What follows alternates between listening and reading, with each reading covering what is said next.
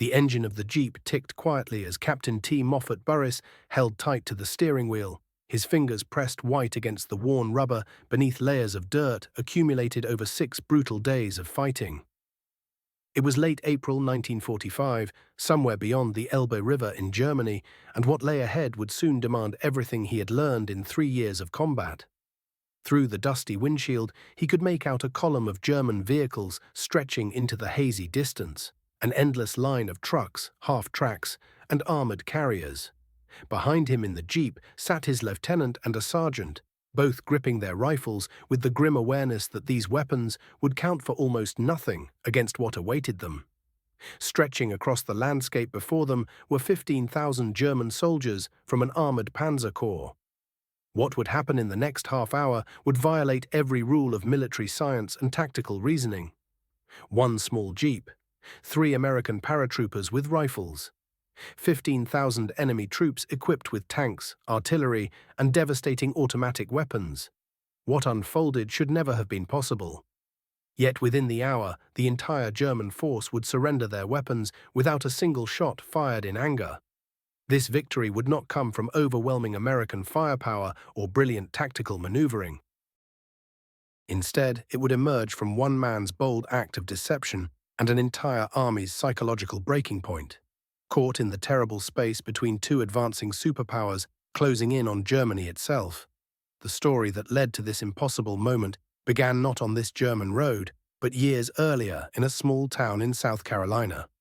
Thomas Moffat Boris entered the world on September 22, 1919, in Anderson, South Carolina. He grew up surrounded by textile mills and the hard-scrabble world of industrial work, where quiet determination and willingness to labor defined who you were.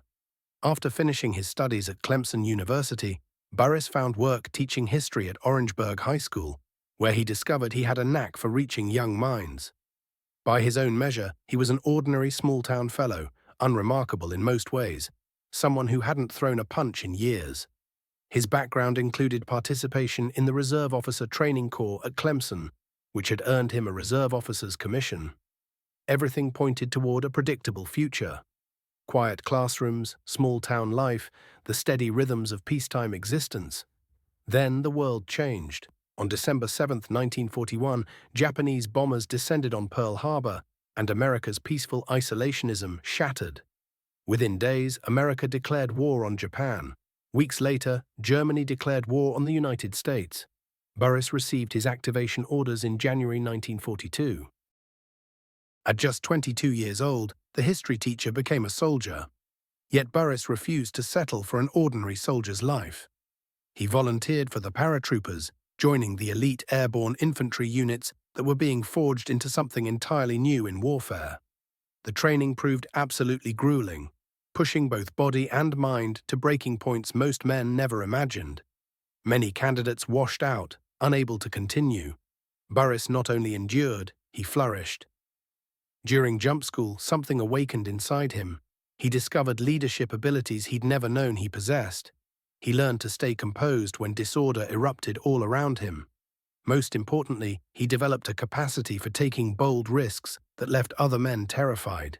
In April 1942, the Army assigned him to the newly forming 82nd Airborne Division, making him the very first officer posted to 3rd Battalion of the 504th Parachute Infantry Regiment.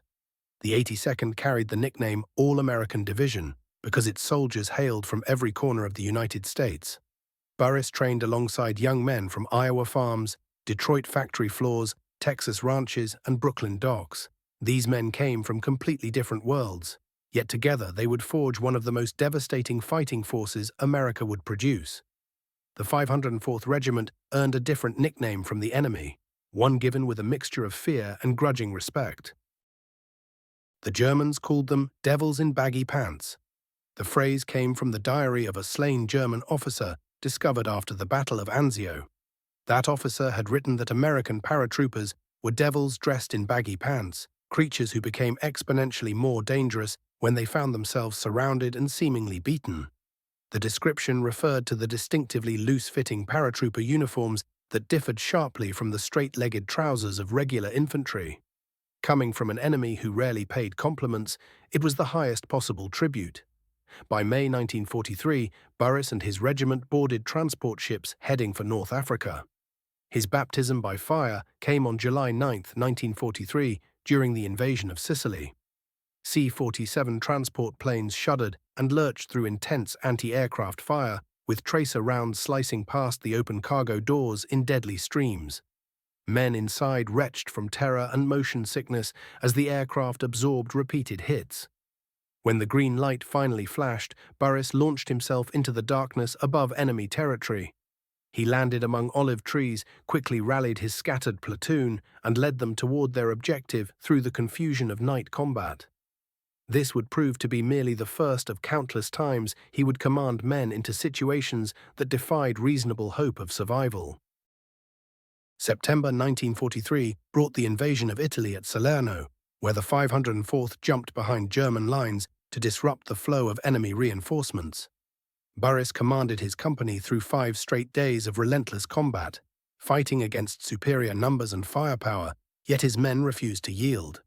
Lieutenant General Mark Clark, the commanding general, later acknowledged that the 504th had proved absolutely essential to preventing the Germans from pushing the Salerno beachhead back into the sea.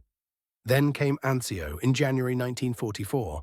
The amphibious landing transformed into 4 months of nightmarish trench warfare, mud, blood, and artillery fire that never seemed to stop. German guns bombarded American positions every single day. The casualty lists grew longer and longer. Boris suffered wounds on 2 separate occasions, but rejected any evacuation, insisting on staying with his men.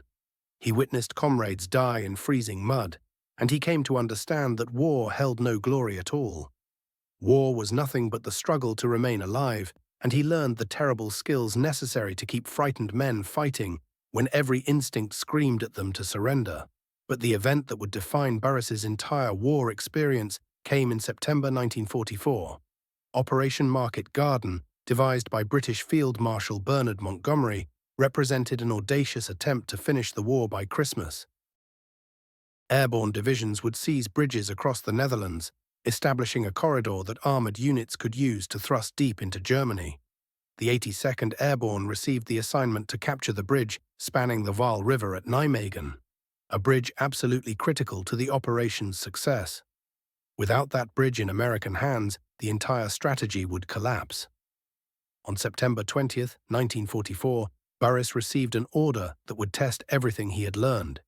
His company would paddle across the Waal River in collapsible canvas boats in full daylight, while German machine guns and artillery tore into them from the opposite bank. Once they reached the far side, they would have to assault heavily fortified German positions. Every officer present understood this was essentially a suicide mission. British commanders had declared it impossible. Boris's own men could read the mathematics of death. Yet not a single soldier refused the order. 26 British assault boats came forward, each 19 feet long with plywood bottoms and wooden frames. These tiny craft were designed to transport 10 paratroopers plus 3 engineers. Instead, they were crammed with 13 paratroopers and 3 engineers. 16 men packed into spaces meant for 13. To make matters worse, most boats contained only 2 or 3 paddles, instead of the standard 8, forcing soldiers to use rifle butts as makeshift oars. The Waal stretched 400 yards across at this crossing point, and German guns controlled every single inch of the approach. At 2:57 in the afternoon, the first assault wave pushed off from the southern bank. Machine gun fire erupted immediately, tearing into the canvas boats before they'd traveled 50 yards. Artillery shells screamed down from above, exploding in the water and sending up geysers of spray mixed with blood. Men screamed, boats crumpled and overturned. The river turned red. Boris commanded I Company in one of the 2 lead boats. Within seconds of leaving the bank, his boat absorbed multiple direct hits. The engineer steering the vessel, Private First Class Willard Jenkins, took a devastating blow from a 20mm shell approximately 1/3 of the way across the river. The impact shattered his head completely, spraying blood and brain matter across Boris's lap and uniform. At the same instant, shrapnel from the explosion tore into Boris's ribs, burning through muscle and bone. Men fell around him, their bodies torn and twisted by shrapnel. The canvas sides of the boat ripped open in multiple places. Water rushed in, cold and relentless. The boat was sinking. Boris forced his surviving men to keep paddling, kept them moving forward through what had become pure hell. 15 to 20 minutes of unimaginable horror. Finally, the boat scraped against the northern bank. Only 6 men from the original 16 remained alive and conscious. His entire company had been shattered. Only 13 boats from the first wave managed to reach the northern shore still intact. Casualties for the entire assault climbed to between 42 and 48 killed and approximately 70 seriously wounded, a staggering price for a handful of yards of riverbank. But they had crossed. Under deafening fire, Boris gathered the survivors. They charged forward against the German positions, fighting hand-to-hand in the trenches. Grenades, bayonets, fists, no mercy sought and none offered. They clawed forward yard by bloody yard through the darkness. By full night, they controlled the northern end of the Nijmegen Bridge. British tanks were supposed to exploit this breakthrough immediately, driving across the bridge to expand the beachhead. 4 Sherman tanks from the 2nd Grenadier Guards crossed around 7 in the evening. Then they stopped completely. Boris waited at the bridge, watching the tanks idle. They made no move to advance. A British tank commander, Captain Peter Carrington, explained that they could not proceed without explicit orders, and besides, a single German anti-tank gun blocked the road ahead. Boris, who minutes earlier had sacrificed half his company to take that bridge, erupted in genuine fury. He had just lost half his company fighting across a river under murderous fire, had just watched men drown and bleed to death in canvas boats, and now British tankers were refusing to advance because of one gun. Multiple American officers, Major Cook, Colonel Tucker, and even General Gavin himself, subsequently pleaded with British commanders to order the tanks forward. Every request was denied. The tanks remained motionless for 18 to 24 hours before finally advancing at 11 in the morning on September 21st. By that time, Lieutenant Colonel John Frost's battalion defending Arnhem Bridge, 11 miles to the north, had been overwhelmed by German forces. The British paratroopers, desperately awaiting relief, were forced to lay down their weapons and surrender. Years later, after Lord Carrington had risen to become British Foreign Secretary, he denied the confrontation in his published autobiography, claiming the exchange happened differently than American accounts described. Yet numerous American paratroopers who had been present corroborated the incident and the deep frustration that had followed. The British delay possessed legitimate tactical justifications. Critically short ammunition, fuel shortages, insufficient infantry support, and an elevated dike road unsuitable for armor. The disagreement reflected fundamentally different military cultures. American paratroopers operated from an ethos of audacious aggression. British Guards tankers followed rules and doctrine by the book. Boris received the Silver Star for the Vaal River crossing. The official citation praised his brilliant and inspirational leadership and demonstrated heroism in securing the northern end of the vital Nijmegen Highway Bridge. But Boris understood something deeper. Bravery alone had not carried them across that river. Desperation had. The willingness to attempt what appeared absolutely impossible.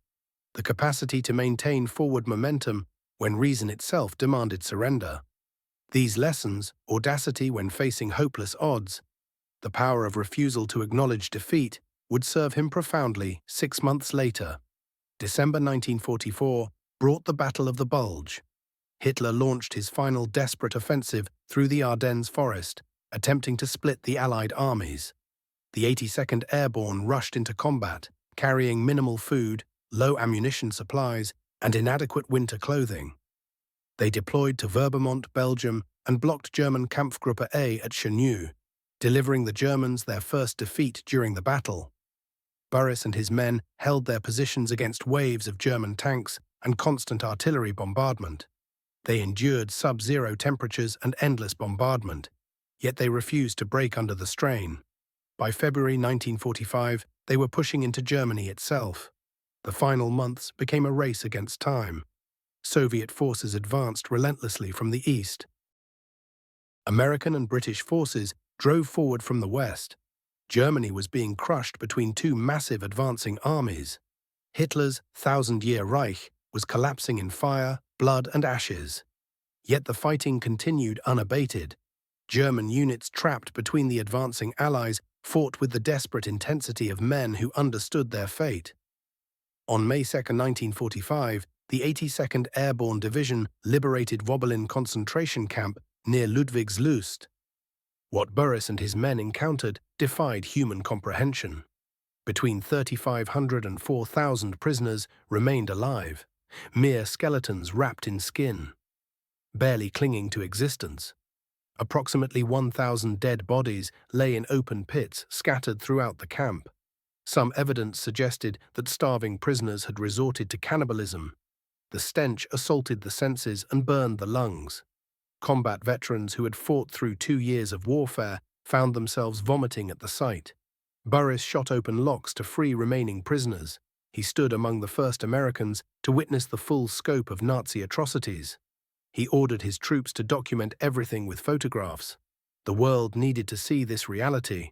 The world required absolute proof of what the Nazi regime had perpetrated. Later, Boris would state that the concentration camp represented the worst thing he witnessed during his entire war. Army Command ordered the townspeople of Ludwigslust to tour the camp facilities and see precisely what had been done in their name. German civilians were forced to walk through the horror. On May 7th, the 82nd Airborne held funeral services for 200 victims in the town square. American paratroopers stood alongside captured German officers and citizens of Ludwigslust. The division chaplain delivered a withering eulogy. He spoke of crimes committed in the name of the German people, crimes made possible through their indifference and acquiescence.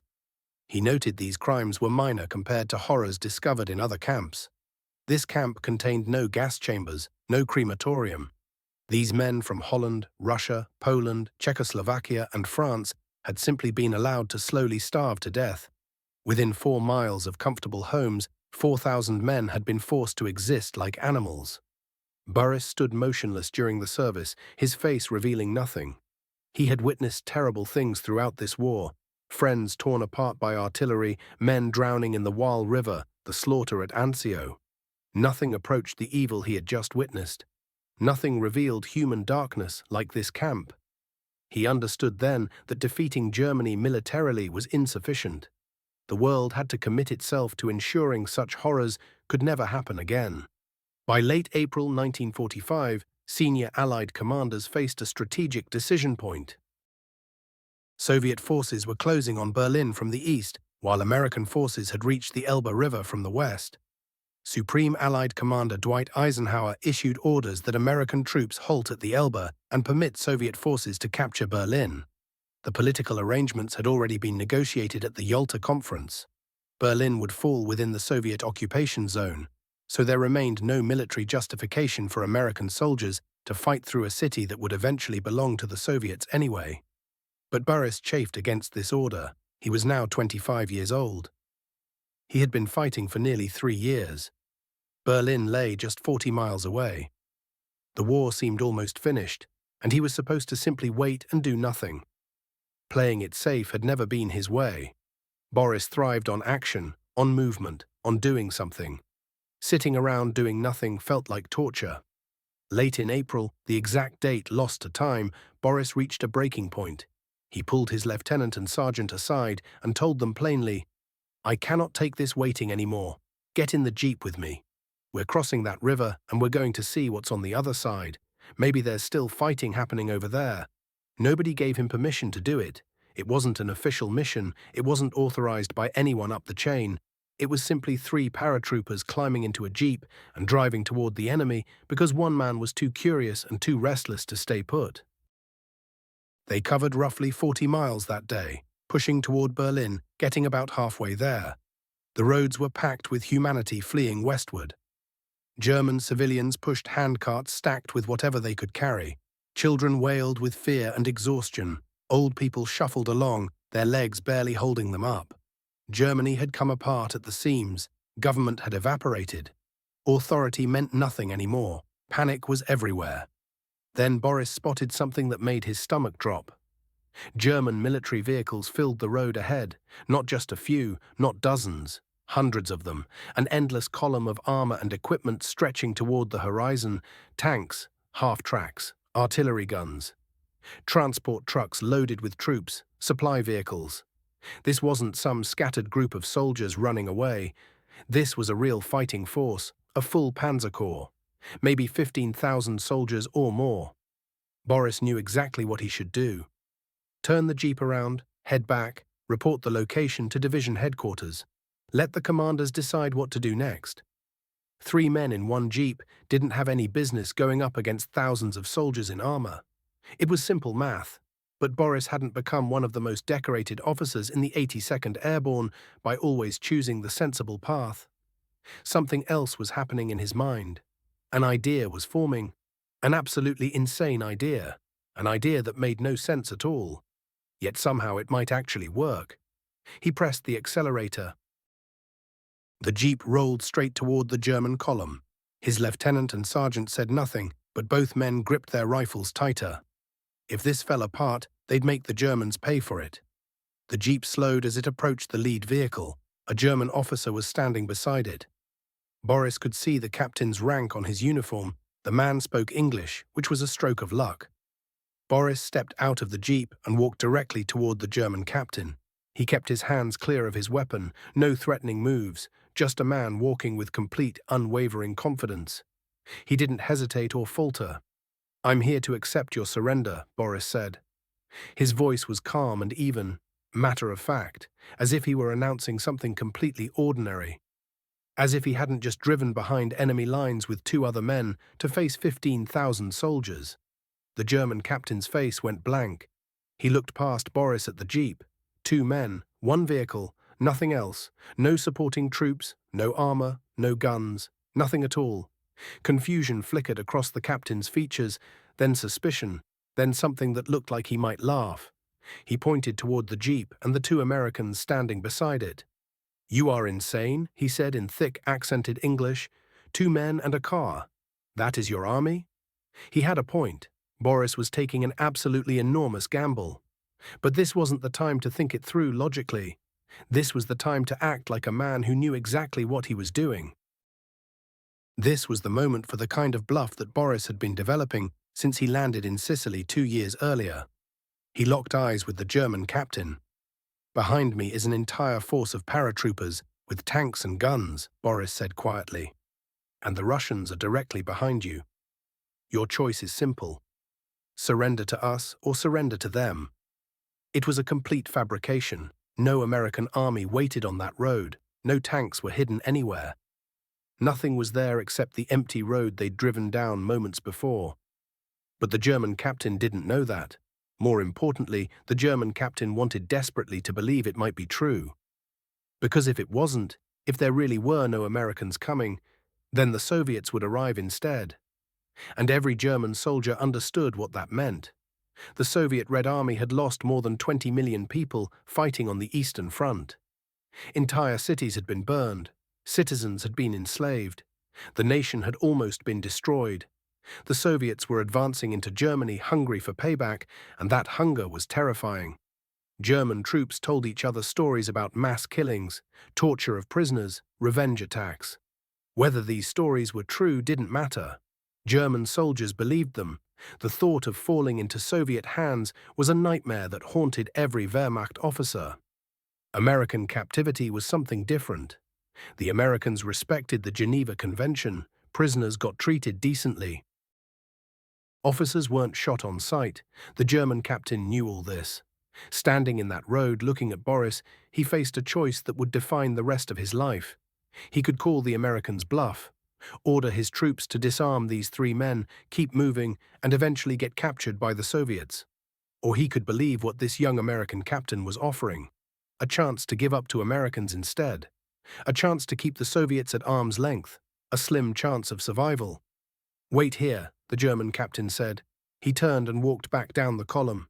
Boris watched him gather several other officers around him beside one of the vehicles.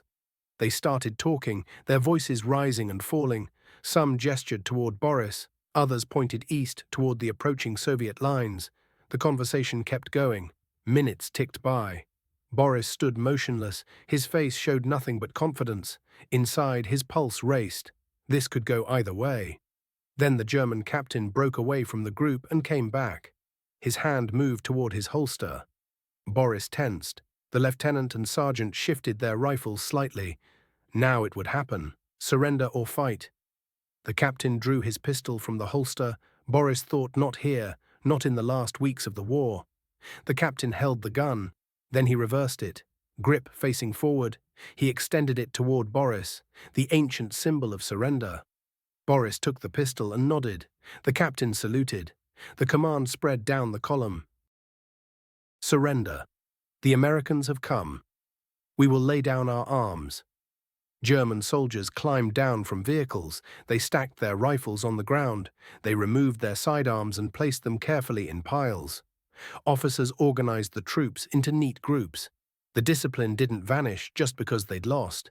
They still moved like a professional army. They just knew they'd been beaten.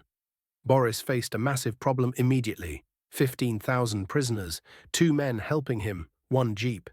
No way to hold them, no way to transport them, no radio to call headquarters. The whole thing was impossible on paper. He ordered the German officers to keep their men organized and moving west toward American forces. The Germans complied without question. Boris and his 2 men followed in the jeep, like ranch hands guiding an enormous herd across the prairie. They drove for hours. The column stretched for miles. They passed through ruined villages and empty guard posts. American soldiers they encountered stopped and stared, unable to believe what they were seeing. How did you get all these prisoners? The news spread through the American lines like wildfire. A captain in a jeep had taken the surrender of an entire panzer corps without firing a shot. It sounded impossible. Nobody wanted to believe it. But the evidence was right there. When Boris finally arrived at 82nd Airborne Headquarters, his colonel was ready and waiting. The look on his face suggested he wasn't pleased. Boris had broken orders. He'd gone into enemy territory without permission. He'd taken insane risks. The colonel couldn't decide whether to have him court-martialed or decorated. For several days, nobody knew what would happen to him. Some senior officers said he'd shown reckless disregard for military protocol. Others pointed out that he'd brought in 15,000 enemy soldiers without a single shot fired. Eventually, the decision became clear. What mattered was results, not how you got them. The army decided to recommend Boris for commendation instead of punishment. When he talked about it years later, Boris kept it simple. I needed a fast answer, he said. The answer was simple. Believe in yourself completely. Give the other side a choice, making sure one option is much better than the other. Then hope they pick it. It worked because Boris understood something deep about how broken armies think in the final weeks of war. The German military was shattered, not just in equipment and numbers, but in spirit. They'd lost faith in the war. They knew Hitler had lied to them. They were terrified of the Russians and exhausted from years of fighting. All they wanted was out. Boris showed them the way. On May 8, 1945, the war in Europe ended. Germany gave up completely. Hitler had shot himself in his Berlin bunker on April 30th. His 1,000-year empire had lasted just 12 years. The 82nd Airborne moved into Berlin for occupation duty. General George S. Patton showed up to inspect the paratroopers and gave the division a new name. America's Guard of Honor. Patton addressed them as they stood in formation. You are men who jumped into hell and climbed back out. War had reshaped him.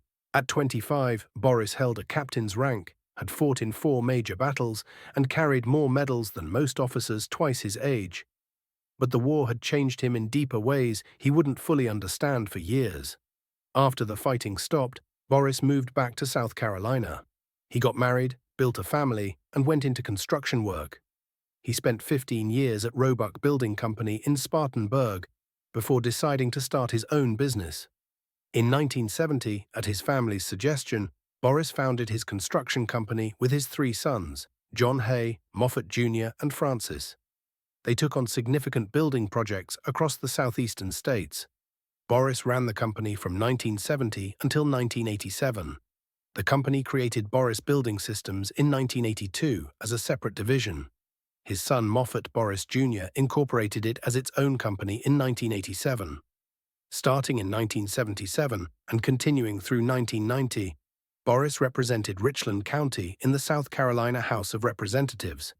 He brought the same discipline and focus he'd learned in combat into the political arena. He was direct, he was honest, and he cared about getting things done. The people who voted for him respected a man who said what he meant and followed through. He held the minority leader position for 9 years and played a key role in establishing the modern Republican Party structure in South Carolina. He was the first minority leader to serve in the State House of Representatives. Back in 1977, the film A Bridge Too Far brought Operation Market Garden to the silver screen. Actor Robert Redford portrayed a composite character drawn in part from Boris and the events that unfolded at Nijmegen. Boris worked with the filmmakers as a consultant, watching scenes of that desperate river crossing recreate themselves before his eyes. The memories came rushing back with overwhelming force. He could still hear the rattle of machine gun fire echoing across the water. He could still see his men falling in those boats, their bodies going limp.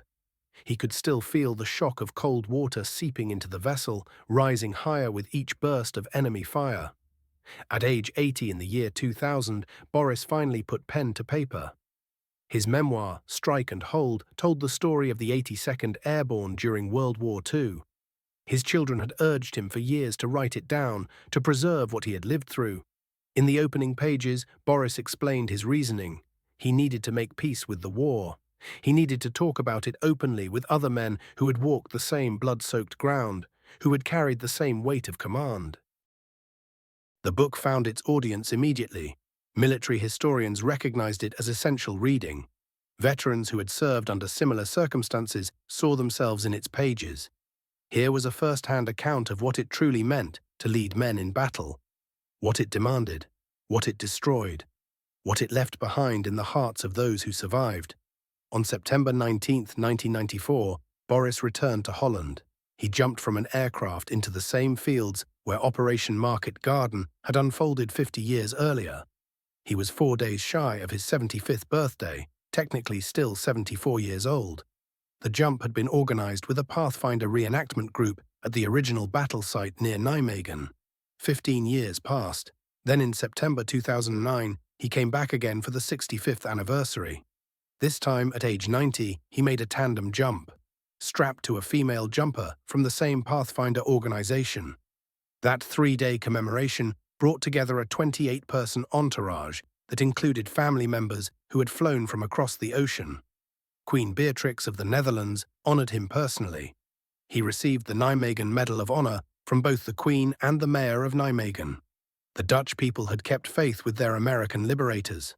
Flowers still graced the monuments where American soldiers lay buried. In Dutch schools, children learned the stories of the paratroopers who had crossed that river under withering fire.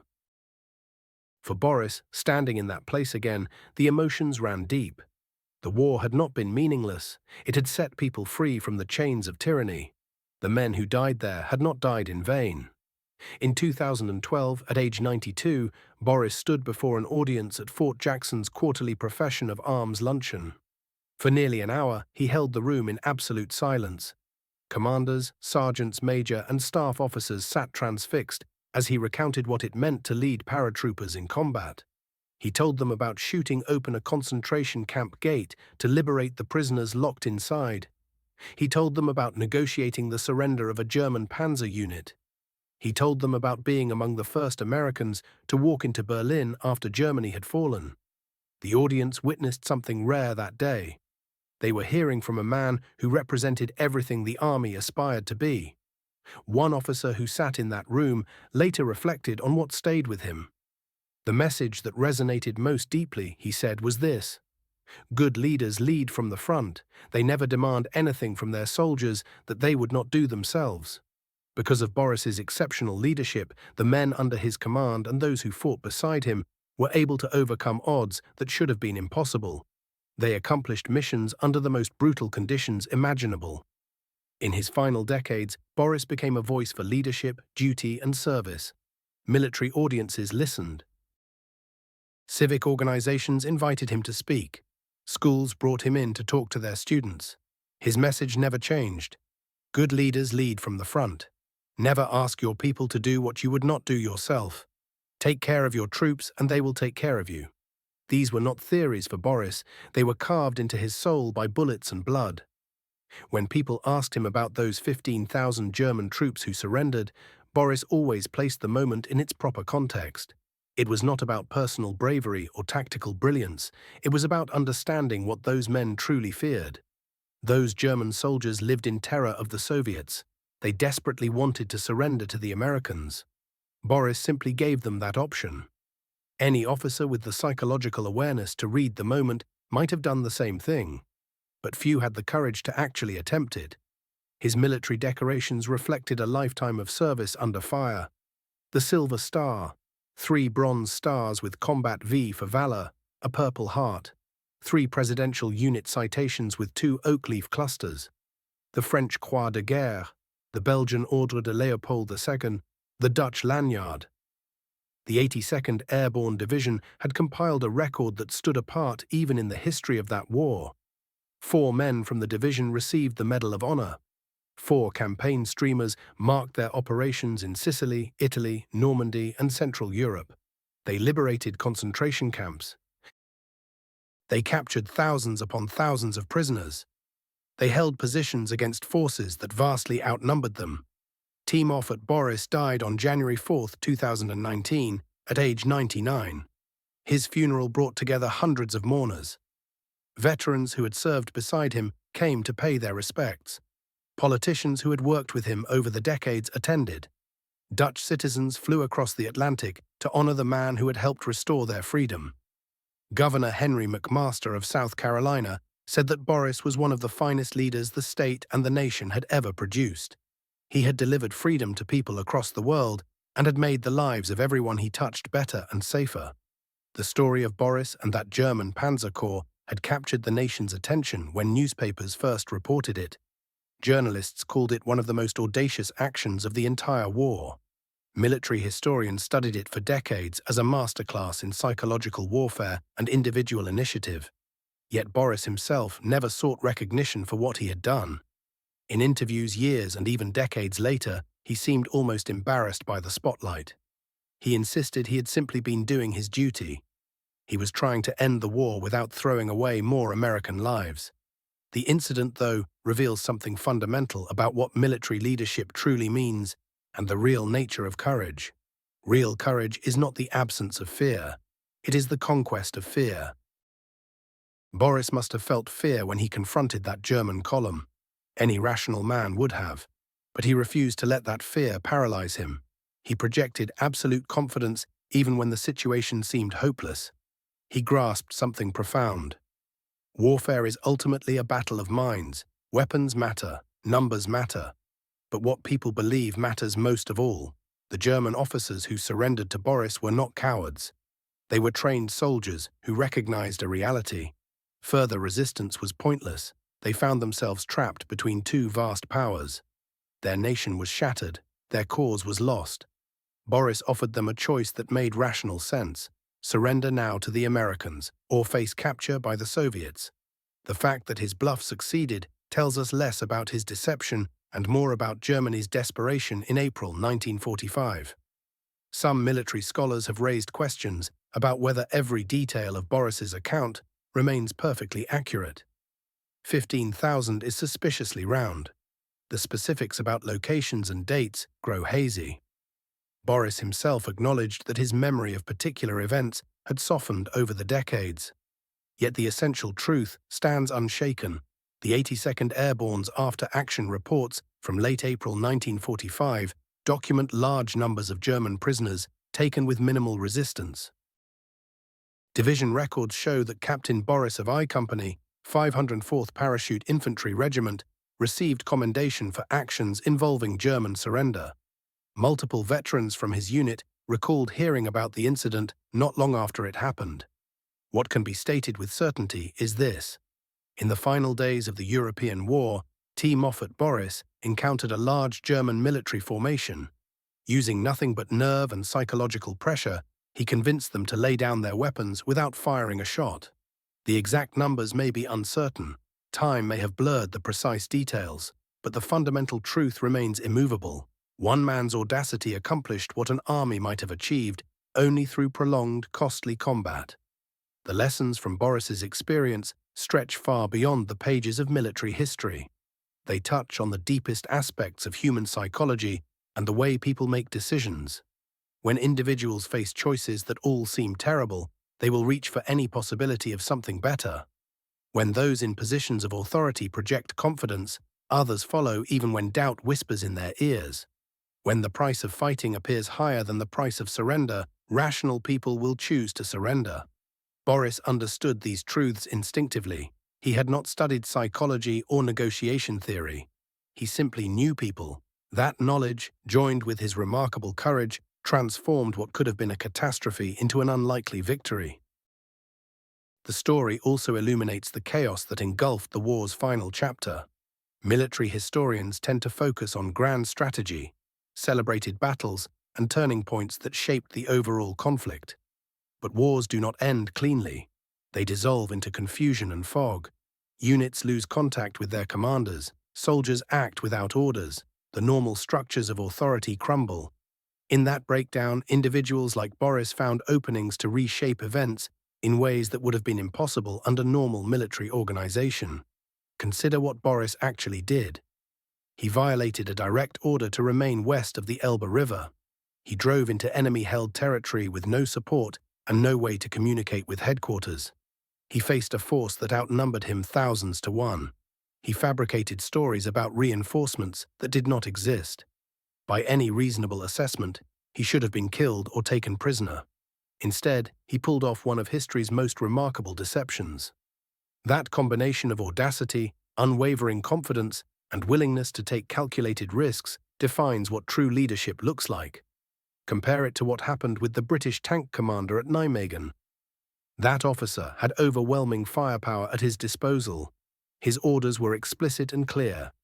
The only thing stopping him was a single German anti-tank gun and his own hesitation. Boris, meanwhile, possessed none of those advantages. He had a jeep and 2 companions, nothing else. Yet he succeeded where the heavily armed tank officer failed. The difference was entirely in how they thought. Boris grasped that in war's confusion, perception shapes reality more than actual force does. If you can convince an enemy they face overwhelming power, you do not need overwhelming power. In the years following the war's end, Boris spent many hours thinking about how many times death had come close. The jump into Sicily, where enemy fire surrounded him as he landed. The Salerno campaign, where bullets passed within inches of his body. The 2 wounds at Anzio that easily could have been fatal. The river crossing that claimed half his company. The moment when he stood before 15,000 German soldiers who could have executed him on the spot. At any of those instances, his life could have ended. The fact that he survived them all seemed almost miraculous to him. But survival was never random. Boris survived because his mind was sharp. He trained with greater dedication than most. He absorbed the lessons of every combat experience. He understood that leaders cannot ask their men to accept dangers they refuse to face themselves. His men followed him not because military rank compelled them to obey orders, but because he never asked them to do anything he would not do. That kind of leadership creates devotion that runs deeper than fear. When Boris spoke about the war in his later years, he deliberately turned the focus away from himself. He talked about the privates who stepped into darkness over Sicily, the sergeants who held their squads together at Anzio, the lieutenants who died leading their platoons across the river. The story, in his telling, was never about him. It was about them. The thousands of young Americans who responded to their nation's call, who endured torment and horror, who helped destroy tyranny. In 2011, at age 91, Boris addressed the United States Army Chaplain Basic Officer Leadership Course. 6 years later, in 2017, at age 97, he gave an interview to Fox News, in which he recounted his wartime experiences with the same straightforward honesty and humility that had marked his entire life. Even when his body grew frail, he remained committed to passing along what he had learned about leadership and sacrifice to younger generations who would carry those lessons forward. That was Boris's true legacy. Not the medals hanging in a display case, not the dramatic stories that made headlines, not the seemingly impossible risks he took. His real legacy was the example he set for how leaders ought to conduct themselves. the standard of excellence he maintained, the way he treated those who served under him with genuine respect and led them with authentic courage. Young officers today study his actions not because they resemble Hollywood drama, but because they demonstrate what becomes possible when a leader combines real competence with genuine audacity. The jeep that Boris drove toward that German column no longer exists.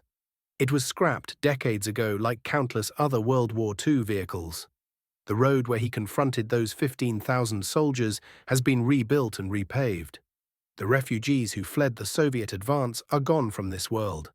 The German officers who surrendered that day have passed into history. But the story endures. It endures because it speaks to something fundamental in the human character: the refusal to surrender to defeat, the willingness to attempt what seems impossible, the recognition that sometimes confidence itself becomes the most powerful weapon of all. In the vast accounting of World War II, T. Moffat Boris was one soldier among 16 million Americans who served their nation. His actions were one moment among countless thousands of moments, but his story captures what made Allied victory possible. It was not merely industrial production or superior weapons or more refined strategy. It was individual initiative. It was soldiers like Boris who saw an opportunity and seized it without waiting for permission, who changed outcomes through sheer audacity. When Boris passed in 2019, he was among the last survivors of his generation. The men who jumped into Sicily are almost entirely gone now. The paratroopers who crossed that river under fire have faded into memory. The veterans who liberated concentration camps and confronted the reality of Nazi evil are disappearing. Soon, all that will remain are the stories. Stories like what happened on that German road in April 1945. That story deserves remembrance, not because it was typical, but precisely because it was exceptional. Most surrenders involved extended negotiations, superior military force, and clear advantage. Boris's surrender involved none of those elements. It was 3 men in a jeep facing 15,000 enemy combatants. It should have failed.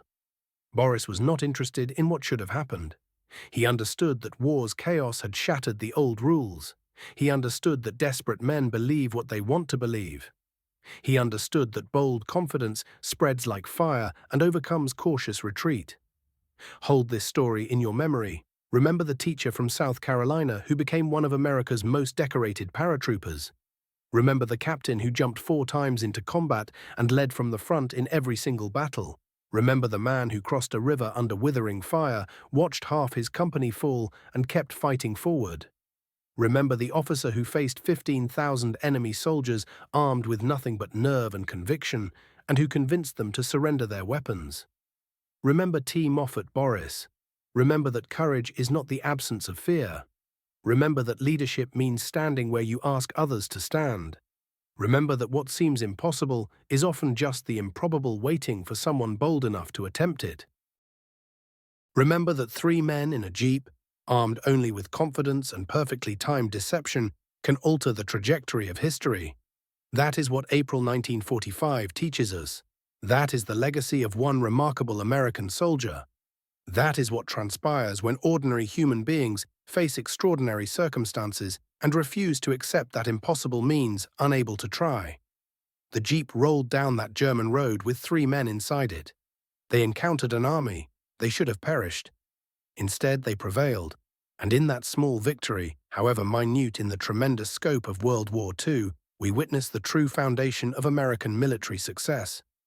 It was not merely superior weaponry or vast industrial capacity.